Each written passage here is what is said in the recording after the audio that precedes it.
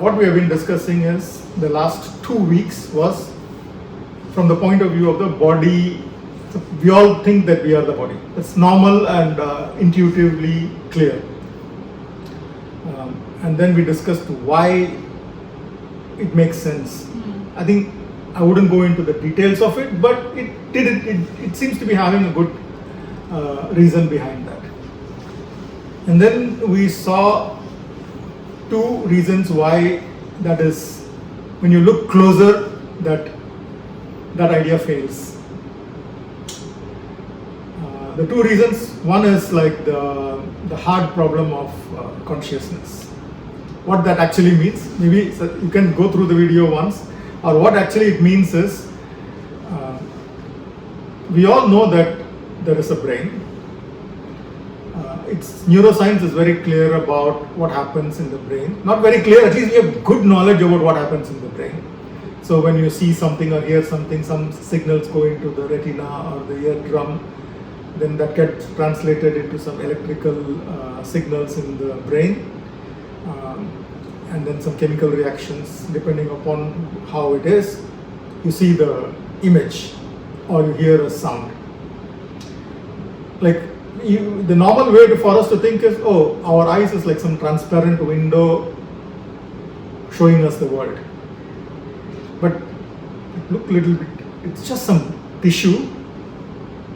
When you look at it, it's some tissue working, and then we see an image.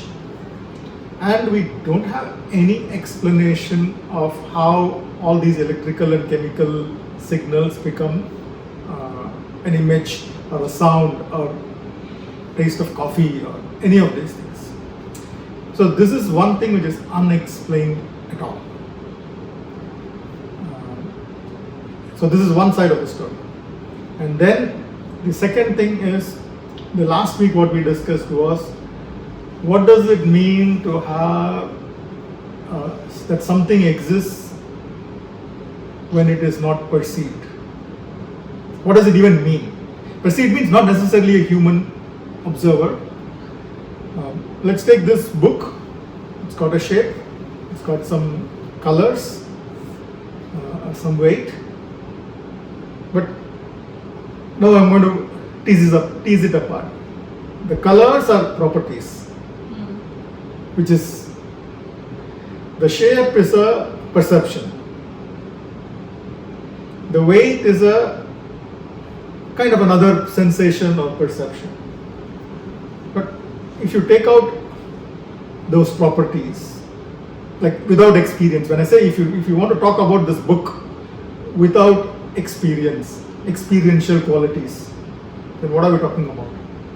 You take nothing, right? Along with the experience, you take out the whole book. So the last week we were discussing this idea that being or existence and experiencing or knowing cannot be taken apart. These two are together all the time. And we had a long reasoning for that, but I wouldn't go into that. So these are the 2 things. One is, we anyway don't have an explanation of how the brain produces consciousness, and it seems to be reasonable to say that experience and existence cannot not exist together, or that means they both come together all the time. So just, can I ask somebody to read the last para there, and then we will move on to the personality theory. That's on the Page 48. 48, is it? After the fasting's point, Yes, after the fasting's point, the consciousness. Okay. Yeah. consciousness and experience appear to belong to entirely different categories from matter.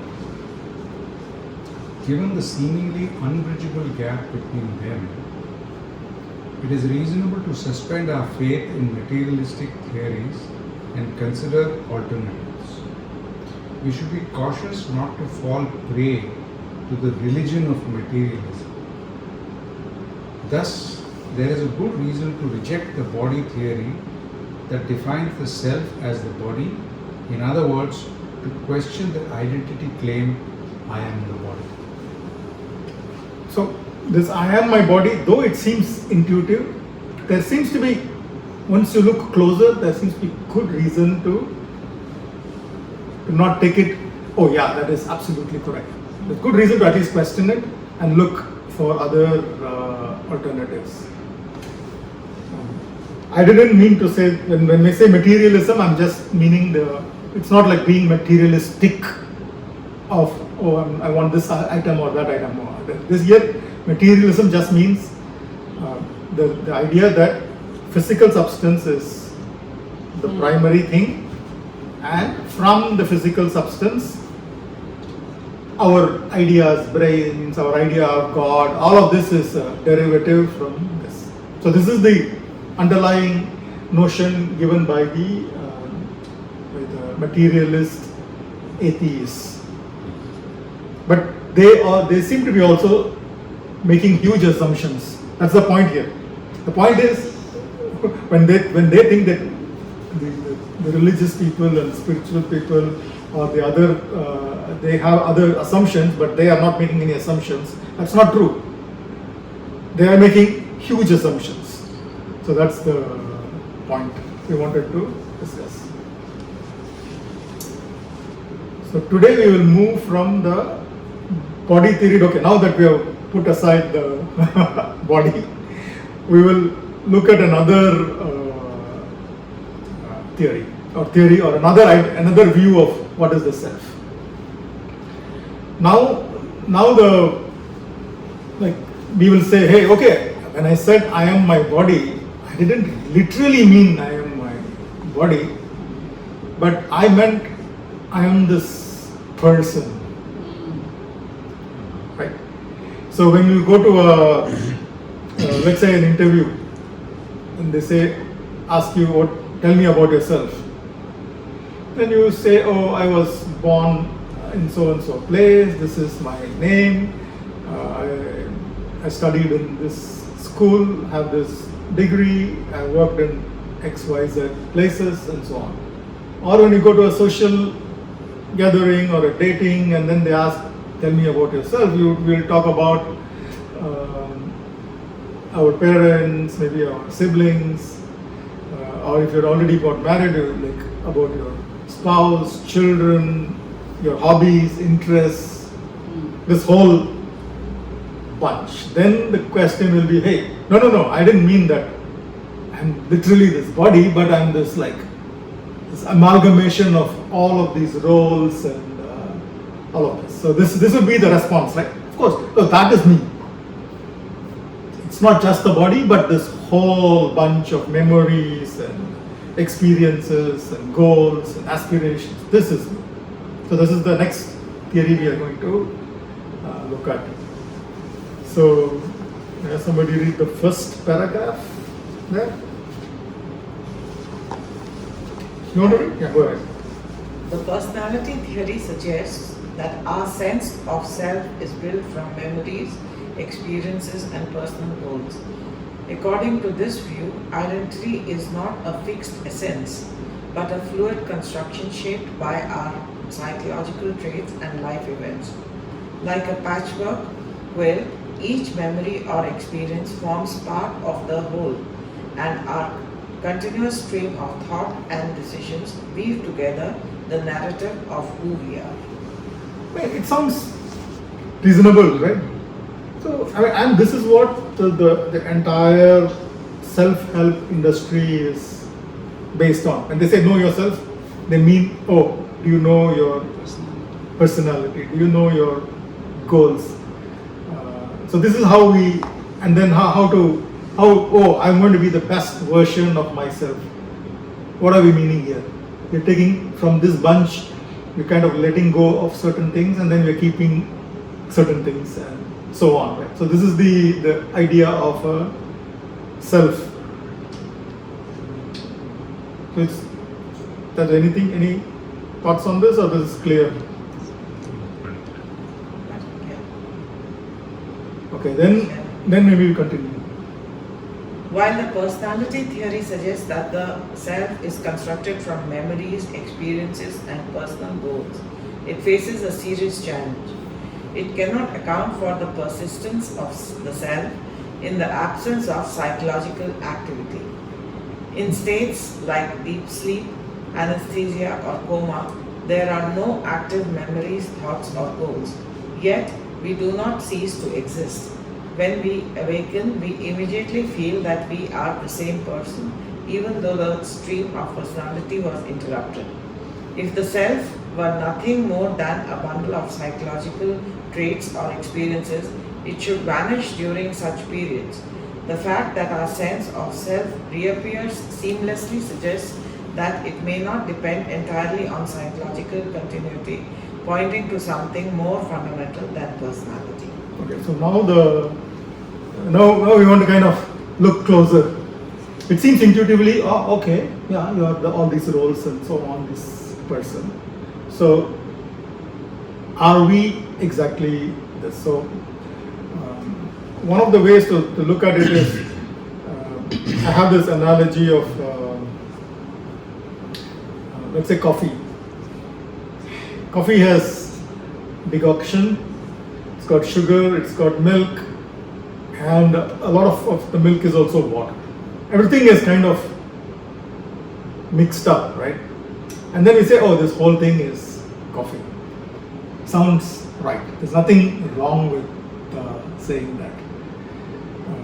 But here, now when we're talking about self, are we right to say that, okay, to say that coffee is this mixture is okay, because for convention that's how it is, and we can leave that aside. To say the self is a mixture of all of this, then the question comes, okay, if it's a mixture of all of this, are we, when we look closer, does it stand scrutiny? So here we're talking about, but we all think that there's a persistent self, right? It's not that the self we were born with when we were 5 years old, and the self when we were teenager, and the self when we are now is a different self. We always think there is like one continuous self. So if there is a anesthesia, like there's a break in the psychological continuity. There's no psychological activity, but you cannot say that there was no self. Or even deep sleep. Deep sleep, I think we discussed a few weeks back. You sleep, go into deep sleep, there are no more contents, then you wake up, all the contents come, and then it looks seamless. So is there something to you that is more than only these personalities? Or in the coffee analogy, we can say, is there something more to the coffee than decoction, sugar, and milk? There is water, right? Like usually when we say, oh, make coffee, we take milk, sugar, and decoction, and that's it. I mean, water is kind of forgotten. Here we are trying to look for the water. What is it that persists? Even when all the other ingredients are taken away. Yeah, there is water still there in the coffee. You take out all. It may not be coffee in the way we call it as coffee, but in the case of the self, we want to see whether what is the right thing which we should call as self. Whether it is the water or whether it's all these other ingredients. So there an interesting thought experiment came to my mind. To see which one is more a good candidate to call as self. Now we've got two candidates, right? All these bunch of ideas, memories, and so on, and maybe there is a self, maybe there is something. So which is a better candidate? So further, this thought experiment will be like this. Now it's not even a thought experiment. It looks very possible in the near term. let's say the technology, medical technology has grown to a certain extent, but it's not like yet perfect. So when somebody starts getting little dementia, they start forgetting. They already caught early stage dementia. Then the scientist doctor says, oh no, we have a technology to deal with this, but it's not fully complete. But as of now, the technology is, you've got two options. Whatever, all your memories, experiences, personalities, whatever you have, we will download it and put it into another robot. Your friends, your family will have no idea that it is a robot. It will just behave like you. Tomorrow you wake up, I will just send this robot home. The robot will function like as though it is you, and your family members will have no clue. But you will not have any internal experience. You will function like a robot, it's like a zombie. From the outside it will look like you're doing everything correctly, but from the inside you will not feel anything. You may say that I'm feeling pain and all those things, you will still say, but you will not feel. You will just respond appropriately to the situation. Second option. But we also have another technology which says, what I'll do is, when I do this thing, I will scrub clean your personality. You will lose all your memories, you will lose all your, but you will still have the ability to reason, to experience. Like when you go home, you'll be like a brand new person, like a little baby born, but born in a, let's say an adult. So blank slate, you mean? A blank slate which can function very well. It has of course it has to learn a few things, but you'll be able to experience.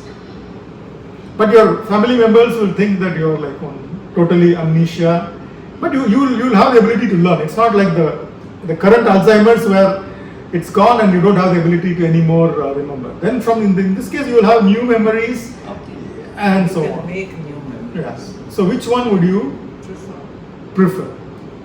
Like I don't know what this is like You are asking asking us? which one would you prefer? Both are Second one is appealing. Second one is appealing, very appealing. It's very, I just take 2 minutes. Yeah, take your time. Yesterday, I was preparing for the Bhagavatam. Mm-hmm. So we are at the stage where Krishna and Uddhava are having this conversation, Uddhava Gita, and there's a very intense conversation that they are having. And so the last chapter talks about Brahman and the ultimate reality. So Krishna explains what that reality is with no attributes, nothing at all. And so Uddhava asks him, how can I transcend? How do I do this to experience Brahman?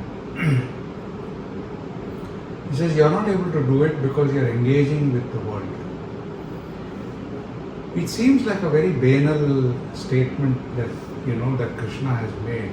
But at that moment when I was actually doing this, that conversation, I got into that conversation and I was actually as if they were actually having that conversation right in front of me.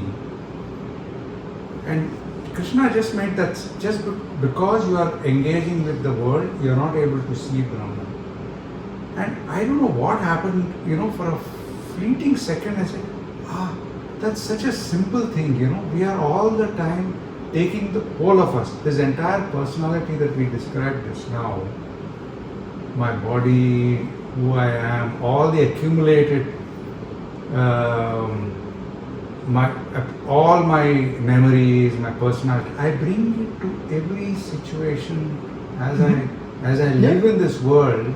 I bring it to all of the situations that I am in, and for what reason I don't know, because when I'm conversing, if somebody asks me a question, I pull it out from this memory and say, oh, this is what it is. Oh yeah, we're doing this, we're going to do that next. And I take that same thing, that conversation is over, I go to the store, buy things, then my memory comes in, I use my previous experience of having bought those things, what it should look like and all of that. And then I bring it home because I know what carrots look like, I know what potatoes Right, look it's like. a valuable thing. It's not a No, but what I'm saying here is, yeah, forget about the quality of whether it's required or not. Yeah, it's required if you have to live in this To world. be a human, it is. It is. But the point I'm trying to make is that right from when we are born and as we grow, we are in the habit of, every one of us continues to keep accumulating our personalities. Maybe we shed part of it, but we accumulate. We're all the time accumulating Mhm. this extensions of ourselves. And all Krishna is saying is, if you stop seeing the world, you will be in Brahman. He's saying, so for me it seemed like something has to be so simple that you have to get to that. Correct. Yes. And it was a very fleeting epiphany moment. Then it went away. I tried to get back. And you're talking about something similar this morning. And I'm talking Mhm. about something very similar this morning. It was, but that thing has still stayed with me, that I had that experience. And of course, it strengthens my belief and my faith. But there's definitely what Krishna is saying is actually true. Yeah. Okay. Fair enough. Yeah, good. So for you, the second option seems more valuable. Scrub cleaned. Scrub clean, and then we'll see whether I can continue to engage with the word. What makes me do that? When you're a child, you're forced to do it because your parents keep imposing who you are this, all of this. If you see, we keep educating, and then the child starts beginning to think that that's the way to live. No, but if you are scrubbed clean, even that will go away. So somebody else, the society can again impinge your. We don't know. You just have to take the chance. Yeah. No.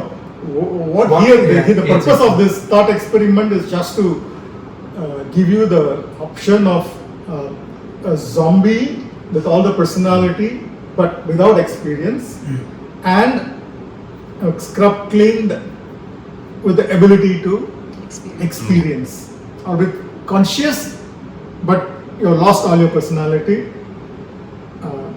You have your personality, but no internal consciousness. I'll do that. I'll also take the second option, but this is a little, I don't know, you have to sit and think about it. Just, I intuitively get the feeling that there will be a feeling of lightness if all those memories and experiences and thing goes away. Because when you're carrying all these memories and experiences, there's always, I don't know if it's just me or everybody feels, there's a kind of a heaviness in your personality, which I feel will go. No, it's a very common thing. As long as we attach ourselves to one of these things, it's like having a weight on our shoulder. Yeah. Even if it's a very good memories, and then we also have to carry that weight in some sense, because we have to make The sure weight that of those things remembering. remain. Yes, the weight of remembering. Always, okay, I should forget these memories. I should keep it. It may come in handy in my old age. And It's very heavy. no, not only that, it will come in handy. We don't want those memories to change. Let's say you've got very good memories with a person. You don't want that to change. You don't want, if let's say that loved one is there, you don't want that loved one to leave. Yes. So the memory also comes with its own backlog. What do you call it? Yeah. So this thought experiment is only to kind of tease out these two things and say, hey, are you just happy with the milk solids, the decoction and the sugar, or are you ready to let go of the water? Or in the case of the human, are we, which one are we more interested in? The ability to experience or all the personalities? And because when we claim that, oh, we are all those roles and this thing, we seem to attach a lot more importance to that than to the fact of experience. This is just to bring out this difference, to show that this is probably more important. There's that koan, right, in Japanese, that empty your cup. You have to empty your cup. And a lot of the enlightened people, they say the world is neurotic. You have created this entire personality of yourself, which is nothing but neurosis. And so if you say it's a neurosis, it's a disease. Therefore, how do you tackle that disease? So we go through the scriptures which say, you have to do these things. You work on yourself. Gita gives you a pretty straight line of how to go about, making yourself so that, in the end you shed all of this personality that you have accumulated over the years. But the point is that what you are saying is why it is appealing is, it's like taking, we have discovered the art of creating medicines. I fall sick, I take medicine, I feel, I get okay. But if you go back, say 1,000 years ago, they didn't have medicines. They fell sick, they just lay down, let it pass. And if they recovered, otherwise if they didn't, then they just died. So, to transcend from your material and your this thing to the ultimate realization that you are the self, we still working with the ancient way of doing things. And what you have done is you've created, you can create, I'll take out all your consciousness, I'll take out all of what your personality is, and you start a fresh mind, fresh this thing. It's something like giving a medicine to heal yourself so that you can discover yourself. Or like when newborn baby comes out, something like that, right? You get what I'm saying? Okay, nice. So anyway, it's Good. Very interesting. Very nice discussion. So I'll just read the next paragraph and then we will know. Finally, conditions like the dissociative identity disorder, where individuals develop multiple distinct identities, suggest that our sense of self may not be as unified as the personality theory assumes. What this dissociative identity disorder means is, like in the past it used to be called as the multiple personality disorder. And this is real. There are several documented cases of people who will have access to a subset of their personality at one point in time, and then like maybe half an hour later they have no access to this set of their personality. They'll have access to another set of personality traits. Same body, same brain, but completely different set of personalities at different points in time. Then how do you, if you say personality theory is correct, that means you are your personality, then you have to account for which one of these two, right? Right. So there is enough evidence to say that, hey, maybe there is something more. The thought experiment was just one part of it, but this one is a really documented, real cases. If one person can exhibit several personalities with their own memories and traits, how can identity be tied to a single coherent self? While the personality theory provides a framework for understanding identity in terms of psychological continuities, these cases raise doubts about whether our selfhood is truly as stable or singular as the theory suggests. So that's the like we considered the body theory, now we consider the personality theory. Personality also seems to be having not a good enough candidate to say, hey, this is me. I'm the personality. I am the personality.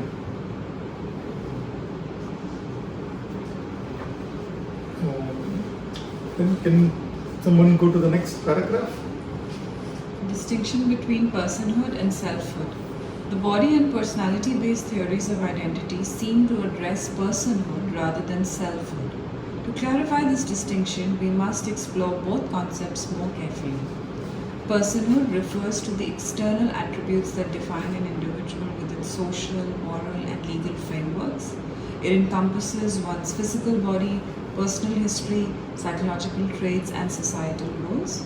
Personhood is how we are recognized by others and ourselves as distinct individuals with rights, responsibilities, and identities shaped by memories and experiences. It's the persona we present to the world, defined by our relationships and how society acknowledges us. Yeah. Selfhood, on the other hand, is more inwardly focused. It is the subjective sense of I, the feeling of being a distinct, continuous self that remains constant through time and change. Selfhood represents an internal awareness of one's own existence, independent of external markers like the body, memory, and personality. It is the unbroken thread of consciousness that persists despite physical transformation, psychological shifts, or lapses in memory. Okay. So, but it is not. So one of the ideas was to distinguish between personhood and selfhood, because we as persons, we cannot say, oh, all your body theory is wrong, personality theory is wrong, and all those things. So to transact in the world, we need our body and personality.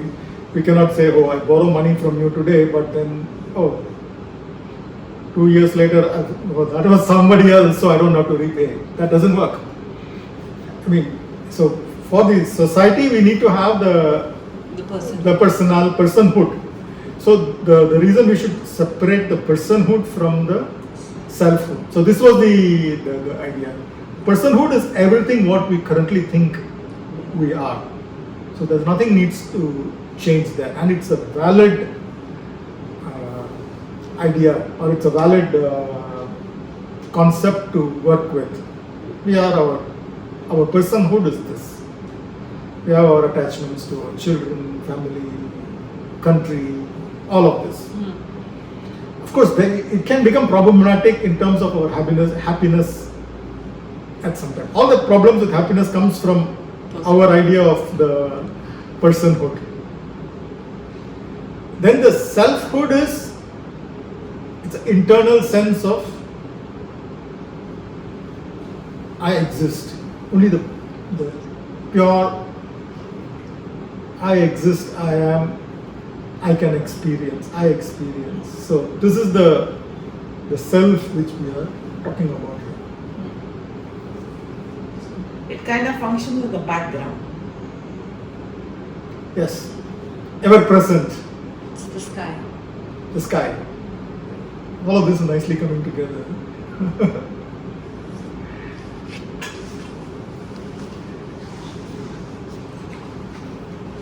can read them. Okay. Okay, next. When we reflect on our experience, it becomes clear that neither the body nor personality alone can fully explain this. Okay, 1 second, sorry. Vishti was talking about connection to our scriptures. I saw one connection, but maybe I will bring that out because we are all also interested in scripture. In Bhagavad Gita chapter 7 is the one in which the Krishna speaks. He talks about our lower nature and higher nature. In the lower nature, he included the Panchabhutas, Personhood. memory, mind, and ego. So all of this he put it as lower nature, which is the personality, body, all of this goes under that. And then he put higher nature as, I am the consciousness of I am directly in you as your higher nature. My higher nature is this consciousness. So I just wanted to bring that connection. Okay, sorry, maybe we should start again. Yeah. When we reflect on our experience, it becomes clear that neither the body nor personality alone can fully explain this deeper sense of self. There is something beneath these changing attributes, a unified I that remains consistent behind all of our experiences. As philosopher Peter Strawson observed, when we say my body or my memories, we implicitly acknowledge a subject, an owner of these experiences. The body may change, the memories may fade, but the sense of I endures. Similarly, E.J. Lau argued that the continuity of the self across different experiences cannot be fully explained by body or personality alone. There is a deeper, more stable aspect of selfhood that transcends these changes. Yeah.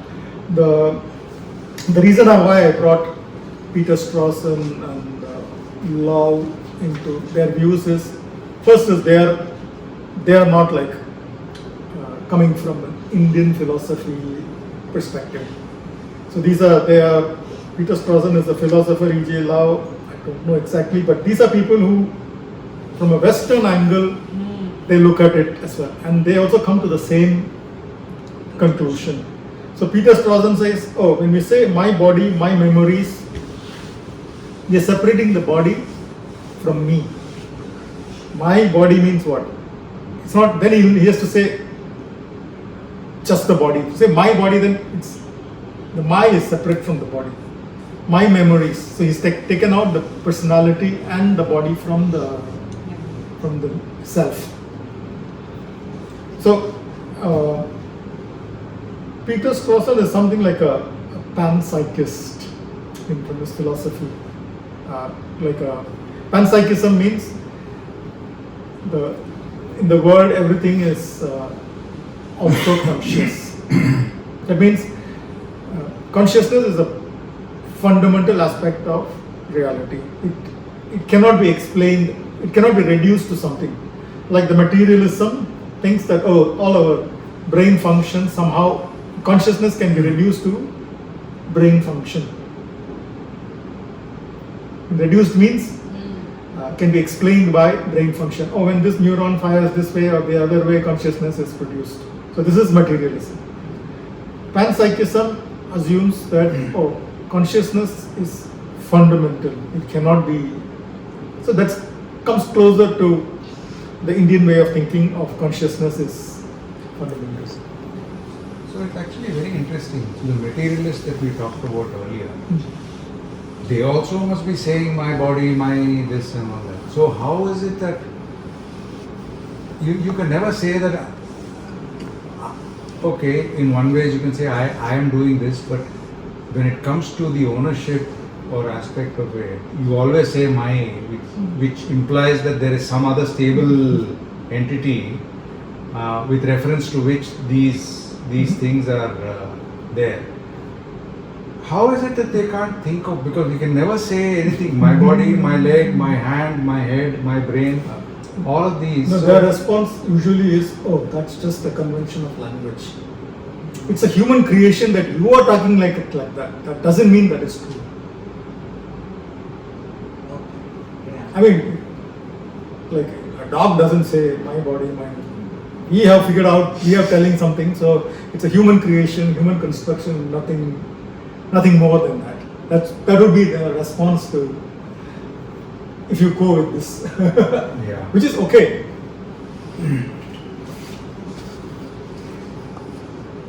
Good. Okay, only last paragraph. Need to be moved. Read this and then we can do the meditation. Rishji? These reflections suggest that while personhood addresses the external and social aspects of identity, selfhood points to a more fundamental core of our being. To understand our true nature, we must look beyond personhood and examine the deeper dimension of selfhood. So that's where we are going to logically end today. It means just looking at body and personality is useful, but it doesn't tell the full story. We want to look deeper. Okay, let's do the meditation. We are just nice on time. Well, it can be there.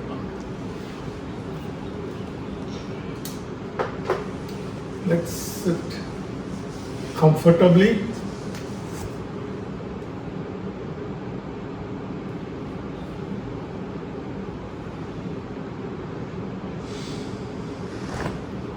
Having done this for so many weeks, and today we have discussed that the personality and the bodily features and sensations can be seen as distinct from our self.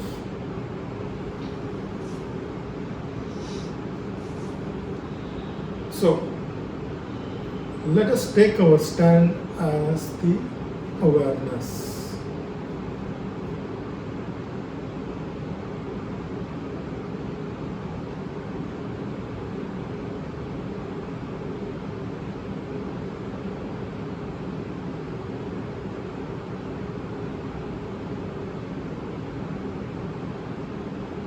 In awareness, notice that the breath happens by itself.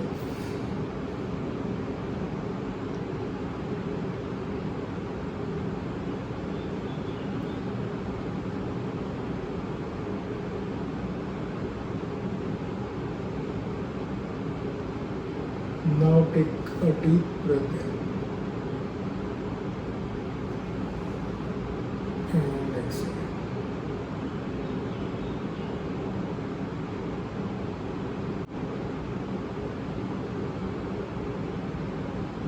By itself.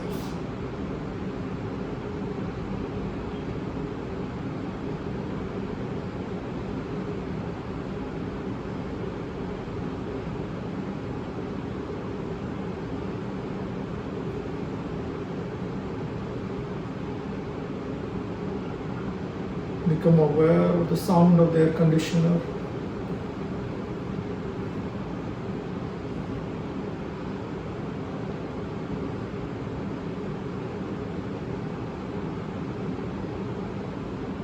It's just happening in the background in awareness.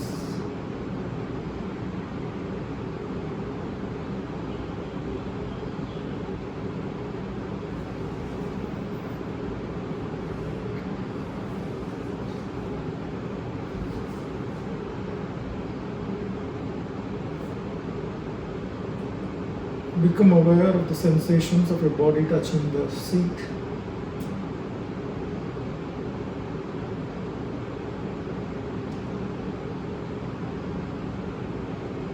These sensations are present in awareness.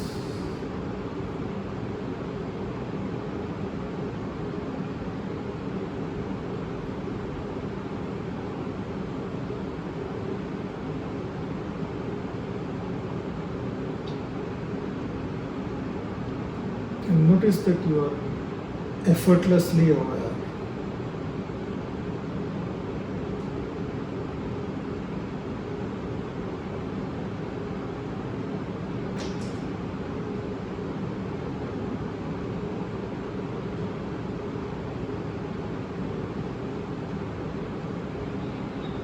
Try to remember a memory from maybe when you were a child, anything.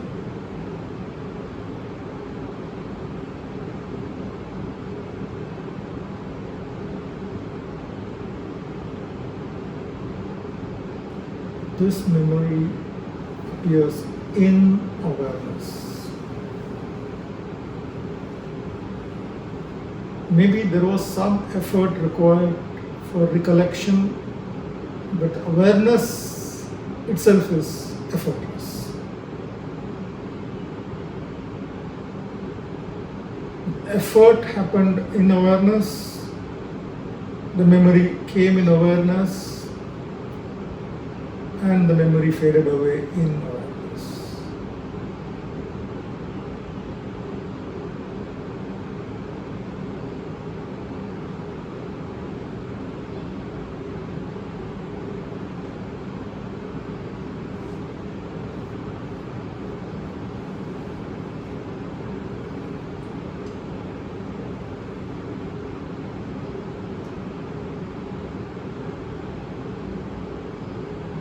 Become aware of any bodily sensation that you may have.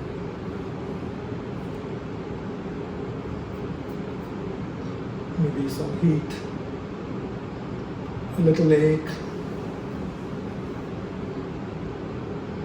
If you don't have any sensations, at least you have the sensation of the weight of your body sitting on the chair.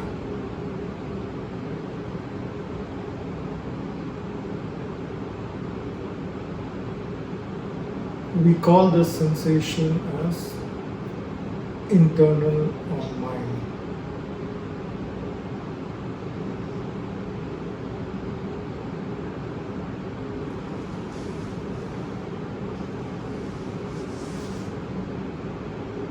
Become aware of any sound externally to you.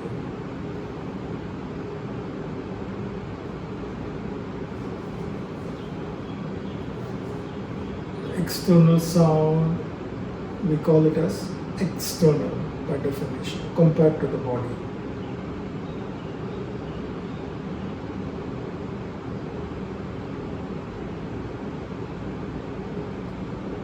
So if we say that I am my body, then it is correct to say that the bodily sensation is mine and the external sound is external. The sound is external.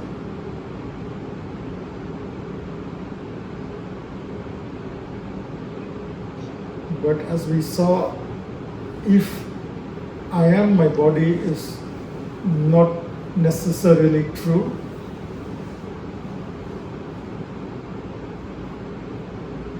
then our assumption of a bodily sensation being mine and the sound of the air conditioner external becomes meaningless, because both are arising in consciousness.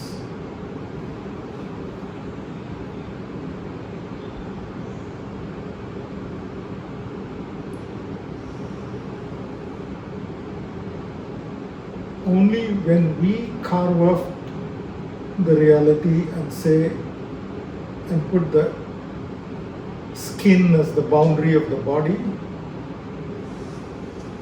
and we talk about internal and external.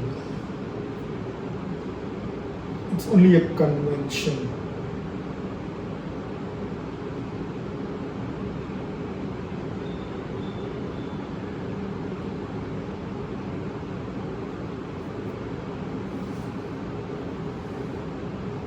Do not have to take the convention as absolutely true.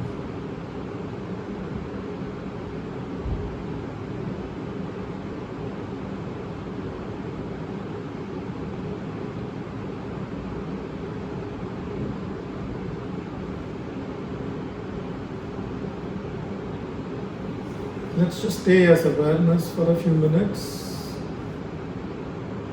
Whatever thoughts, feelings arise, just let it go. We do not want to follow any thoughts.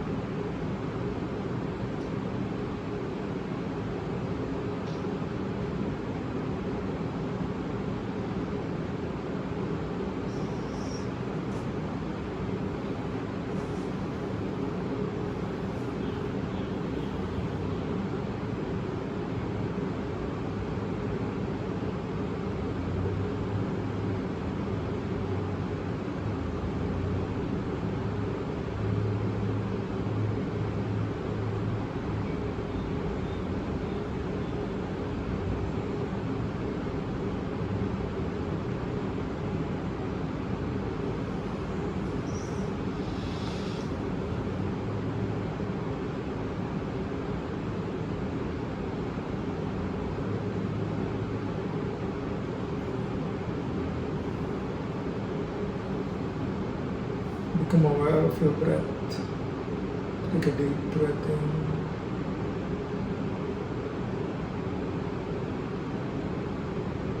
And let go.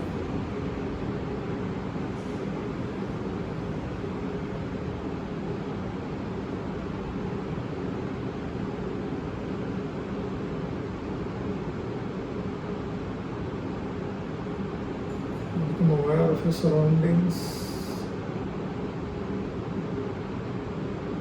the bodily sensations.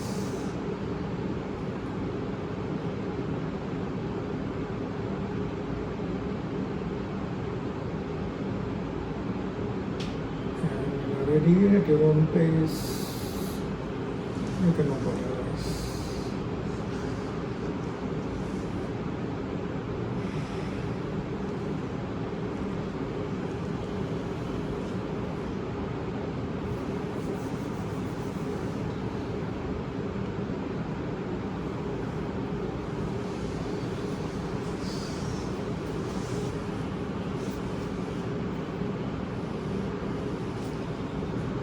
Any reflections, any thoughts?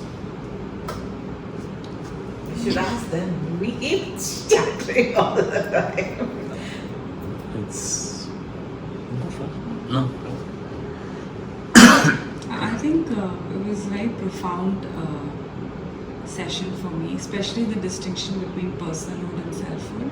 I found it very useful because if I can understand what this personality, I completely identify with it. For me, my personality, my thinking, my opinions, my way of life, my values really define who I am, right? But this is now coming and telling me that no, there is more to you than this. So I think that's what I'm going to take away from today, that I'm not all of this, which I really always think that I am all of this. There is much more to me than that, but I'm just not able to cognize it on a daily basis. But if I do that, You can only take it as a hypothesis. You don't even have to take it for granted. And then slowly Yes. Exactly. build on that, yes. Exactly.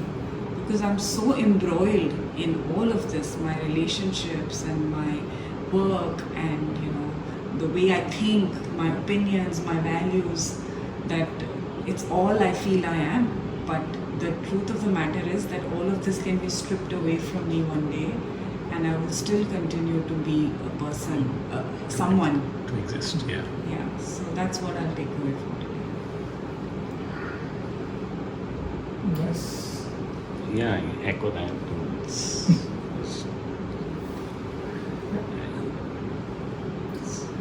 And we can stop.